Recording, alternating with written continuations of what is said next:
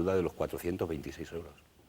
Cuando llegue el año que viene, se está hablando de 1.700.000 personas sin ayuda. ¿Y cómo explica usted, eso es echar a la gente al abismo. ¿Cómo explica usted que, sin embargo, a pesar de, no existe una revuelta social? Es decir, un movimiento que recuerde que hay gente que lo está pasando realmente mal. Afortunadamente hay muchos contrapesos sociales, la Yo familia, creo que en este momento organizaciones de ayuda. está habiendo mucho sufrimiento ya en una parte muy importante de la sociedad. Está habiendo situaciones absolutamente dramáticas. Está habiendo gente que está en el abismo absoluto. Lo que pasa es que hay mucha gente que está sobreviviendo en la economía sumergida. Por eso crece la economía sumergida, porque la gente se apaña la vida, porque está habiendo lazos familiares que están dando cobertura a la gente, porque está yendo más gente a los comedores sociales que ha ido nunca, porque hay incluso casos de gente que ha sacado a los mayores de las residencias para apañarse con la pensión del mayor y poder sobrevivir. Están pasando cosas muy graves en este país, porque hemos conocido que 1 millón de personas, 100.000 personas las han desahuciado de sus viviendas en este año, que en el conjunto de la familia yo lo ilustro diciendo que son casi 4 Santiagos Bernabéus llenos de gente los que han echado de su casa este año, los han dejado sin vivienda. Están pasando cosas gravísimas, pero están pasando esas cosas gravísimas cuando está recogido en el artículo 41 de la Constitución española que todas las personas que se quedan en situación de desempleo tienen que tener una cobertura de ayuda social del Estado para que no caigan en la marginación, en la desintegración. Están pasando cosas que son puntuales, de algún trabajador que se ahorca en una plaza de Hospitalet, de otra persona que coge una escopeta y que va a hacer cosas. Están pasando cosas que no hemos conocido en este país. Y desgraciadamente, si no se adoptan medidas serias en ese sentido, van a seguir pasando cosas de este nivel de gravedad. Permítame que recuerde algo que nuestros telespectadores, los que nos honran y los que nos transmiten el calor de seguir con nosotros, conocen bien. Esta es una tertulia de libre pensadores, así que, queridos compañeros, pensamiento libre y preguntas a don Cayo Lara. Tenemos todavía un ratito antes de cambiar de tercio. Hombre, bueno, sí. Perdón, no, que no te había visto, perdón. Estoy aquí. Ya que no había visto que intentabas está claro que hay motivos suficientes y sobrados para cualquier tipo de protesta e incluso para una huelga general, muchos más motivos que en otros momentos históricos, pero sinceramente, ¿para qué sirvió la anterior huelga general? Quiero preguntarle, es una pregunta filosófica, ¿para qué sirve a estas alturas una huelga general? Hay otros métodos de protesta que pueden ser más eficaces, no sé, se me ocurren muchos, pero bueno, muchos no. Se me ocurre, por ejemplo, ¿qué confianza tiene usted en estas ciberguerras que hay de protesta frente a lo que nos estamos enterando a través de cables secretos, Wikileaks? En fin, en Francia ocupaban hoteles de lujo, los parados. Quiero decir, ¿la huelga general, de verdad, para qué sirve en este momento?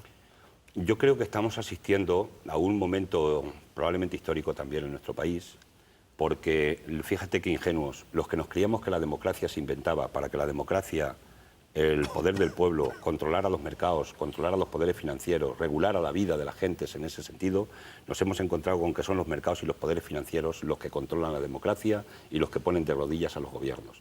Me parece que estamos en un gran cambalache, en un mundo al revés, ¿no? Y hay algo mucho más profundo y más serio de lo que está pasando en este momento en España en concreto con respecto a nuestra propia situación.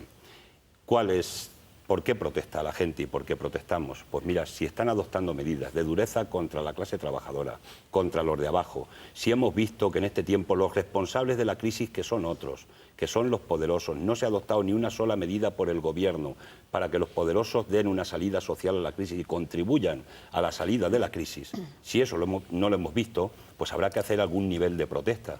Y el nivel de protesta está desde las manifestaciones hasta la huelga general, que es el último cartucho recogido constitucionalmente. Pero un cartucho, si me permite, que a juzgar por los resultados de la última, la de septiembre, fue casi de pólvora mojada. Pero quiero explicarlo, miren ustedes. Claro, nosotros hemos seguido muy atentamente los medios de comunicación de masas de este país y hemos conocido muy pocos debates, por no decir nada más que un par de ellos, durante el tiempo que duró la huelga. Algunos de ellos aquí, por cierto. Algunos de ellos aquí, para que los que estaban a favor dieran sus opiniones y los que estaban en contra dieran sus opiniones. A la opinión pública española le llegó la opinión muy mediatizada de los que estaban en contra, pero de los que estaban a favor y daban razones, desgraciadamente no llegaron a la inmensa mayoría de los ciudadanos. De cualquier forma, en las condiciones que se hizo, la huelga, desde nuestro punto de vista, fue un éxito importante. No vamos a decir que fue un gran éxito, pero fue un éxito. No fue en ningún momento, señor Lara, un gran éxito, ni siquiera un éxito importante. Señor Lara, porque se hizo, disculpar un segundito. Fue un éxito si queréis, en sí mismo, con la a lo mejor, argumentación. pero yo digo que si adoptan medidas contra los ciudadanos, contra derechos fundamentales de los ciudadanos.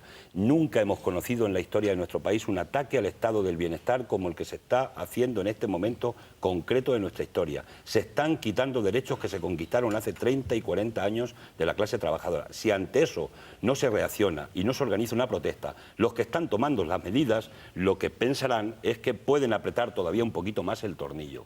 Otra cosa es que se juega con mucho miedo. La gente, hay muchos empresarios en este país que a los trabajadores le dijeron, si mañana vas de huelga, pasado no vengas, ¿vale? Y ese sí que es un piquete duro, ¿eh? Ese es un piquete durísimo. Por tanto, influyen muchos elementos en este momento concreto.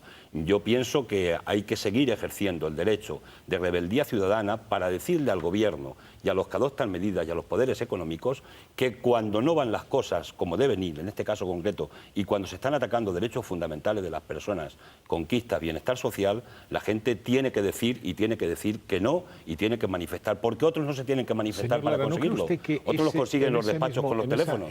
Aceptando, digamos, como premisa a efectos dialécticos su reflexión, no digo que yo coincida con ella. Bueno, no es necesariamente, estamos en la pluralidad. Entre otras cosas, si no se terminaría la tertulia. Lo del pensamiento único es rechazable en cualquier terrorífico. circunstancia. Es terrorífico. Digo, ¿no cree usted que los sindicatos y también los partidos políticos ganarían mucho más aprecio popular si supieran sus propias necesidades en lugar de estar subvencionados?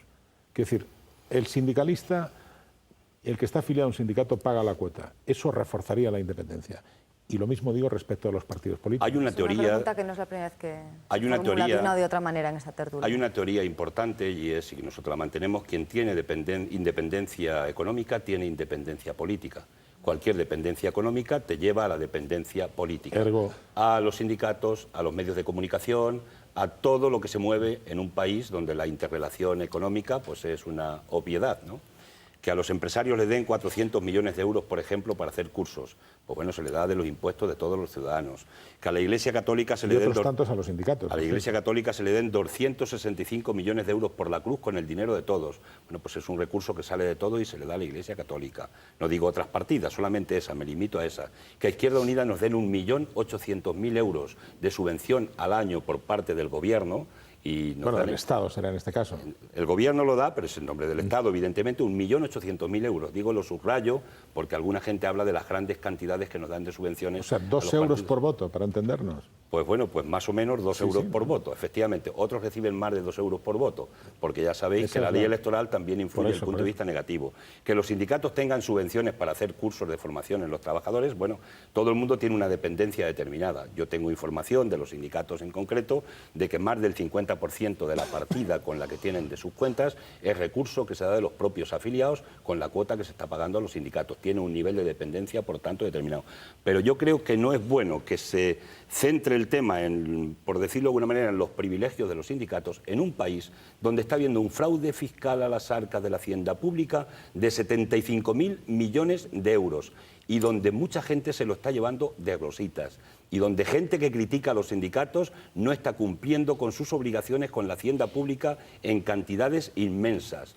Donde hemos conocido, por ejemplo, que hasta La Roja, por la que todos nos apasionamos, lloramos, aplaudimos, me refiero a la selección, aplaudimos el día que ganó el Mundial y se nos cayeron hasta las lágrimas algunos de emoción. En este sentido, pues nos encontramos ahora que el patriotismo de La Roja es no pagar los impuestos en España y pagarlos en Sudáfrica porque se quieren acoger a un régimen fiscal más bajo y no dejar aquí sus recursos para que no tengamos recursos para las escuelas, para los médicos, etcétera. Es decir, que hay elementos suficientes donde creo que si hay que ponerlos todos encima de la mesa, creo que hay que ponerlos todos, porque a veces, desde mi punto de vista, se ha criminalizado y se criminaliza excesivamente a los sindicatos.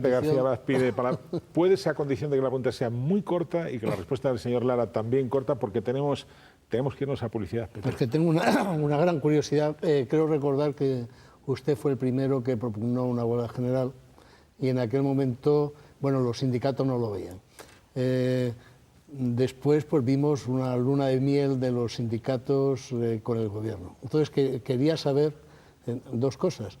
Primero, si ha cambiado la opinión que tiene usted de los sindicatos y la relación con ellos, y si al mismo tiempo usted ve una gran oportunidad en que el gobierno se haya lanzado con una política de derechas, una oportunidad para Izquierda Unida de que sea más visible. No lo hemos previsto su así, presencia. señor Lara, porque no hemos hablado Pepe García Vázquez antes, pero vamos a dejar en suspense la pregunta porque entonces tenemos que ir a publicidad. Y hablando de preguntas, luego volveremos, el señor Lara tendrá oportunidad de contestar. Les recuerdo la del programa. ¿Creen ustedes que el señor Zapatero será el candidato del PSOE o, por el contrario, que va a abandonar la política? Ahí tienen los teléfonos, no se vayan, que está pendiente una respuesta. No debe quedar en este programa nunca una pregunta sin respuesta.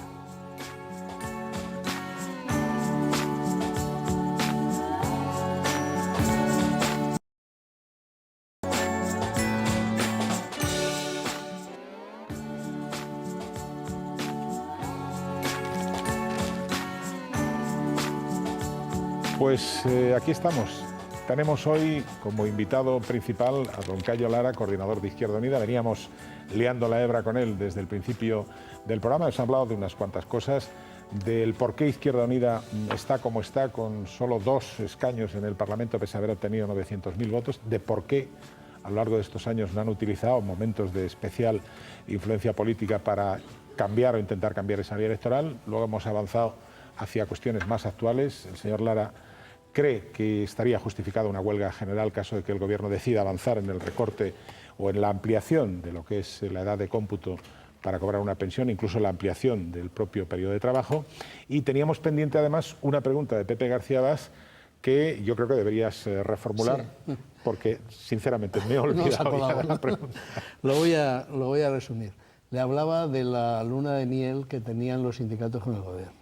Entonces, ahí hay un antes, quizá hay un después de la huelga general. Y yo quería saber la opinión del señor Lara, bueno, cómo ha cambiado, por decir así, la relación de Izquierda Unida y su propia opinión respecto a los sindicatos y al papel de los sindicatos antes o después de la huelga general, y también relacionado con esto, de cierta manera, era decir si ven ustedes una oportunidad de la política derechista de Zapatero, si ven una oportunidad para que se visualice, por decirlo así, en la propuesta o la alternativa que presenta Izquierda Unida.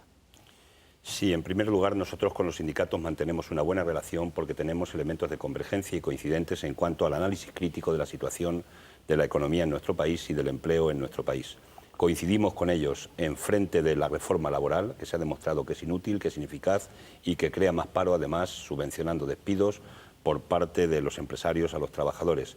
Por eso estuvimos apoyándoles en la huelga general, porque se había tocado un elemento fundamental que son derechos laborales conquistados durante muchísimo tiempo y porque además se quiere tocar de una manera muy seria lo que es la negociación colectiva, que es un instrumento de defensa de los derechos de los trabajadores desde hace también muchísimos años en nuestro país. Por eso hemos estado con ellos antes, estamos ahora y seguiremos teniendo cuando mantengamos coincidencias concretamente ante la política del Gobierno y sobre todo también ante las alternativas que estamos ofreciendo.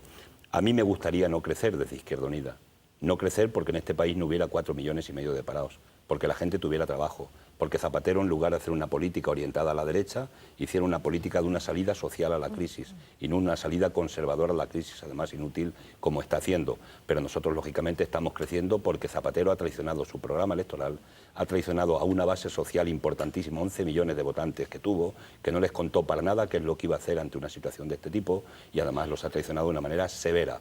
Por eso ha hecho también cambios en el Gobierno para intentar un guiño a la propia Unión General de Trabajadores, poniendo un ministro de Trabajo que el papelazo que le ha dejado es que tire para adelante con el tema de las pensiones y además que se dedique a pagar. Por cierto, la única partida que sube seriamente en el presupuesto general del Estado este año es la partida del Fogasa para pagar los 8 días de despido a los trabajadores, que es el papelazo que le ha dejado al nuevo ministro de Trabajo. En base a toda esta situación que hay planteada por parte del Gobierno, se está produciendo un clima de confianza hacia Izquierda Unida, de esa base social importante del PSOE, que está buscando en la izquierda una alternativa distinta, insisto, a la traición que Rodríguez Zapatero ha hecho. Y en esa línea que dice usted, señor Lara, permítame interpretar el porqué del voto contrario de su coalición al proyecto de ley que presentaba la ministra de Cultura, la señora Sinde, para regular las descargas del Internet. O sea que al PSOE, por parte de Izquierda Unida, ni agua, ¿no? No, pero si el PSOE, nosotros no somos... Porque usted está a favor de la protección de la propiedad intelectual. Bien, pero hay que conciliar ese tema con los derechos de los usuarios. Yo creo que eso es un elemento que no concilia la ley Sinde. La ley Sinde además la meten de rondón. La meten con un tema tan importante como es la Ley de Economía Sostenible. Había que haber debatido la Ley de Economía Sostenible y de esto no se está hablando. Se habla de la Ley SINDE porque la ha querido meter por ahí. Yo creo que el tema, tan importante como es este tema en nuestro país, que es en definitiva conciliar los derechos de los creadores con el derecho de los usuarios, es un tema que se merece un debate muy profundo. Se merece una ley específica, se merece un debate no ligado de rondón con otras leyes en el Parlamento, en este caso concreto, y entendemos que el SINDE no ha hecho este trabajo y el Gobierno no ha hecho este trabajo. Nosotros no entendemos y nos cuesta mucho entender. Bueno, ahora que ya estamos en este país, cuando se instalan estados de alarma, pues ya no sabemos qué es lo que puede venir. Pero, hombre, no puede ser una comisión ministerial la que decida suprimir una página determinada dentro de Permítame Internet. un segundo para centrar... Porque eso es una función